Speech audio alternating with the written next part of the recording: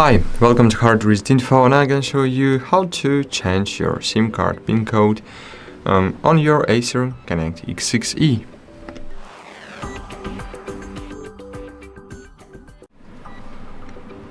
So guys, basically it's very easy to do. Firstly, you should open ACER Aluminum panel.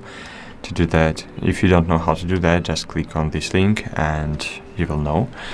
Then click 5G network on this left panel and then SIM PIN management.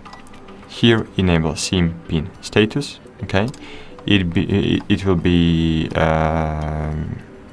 disabled by default.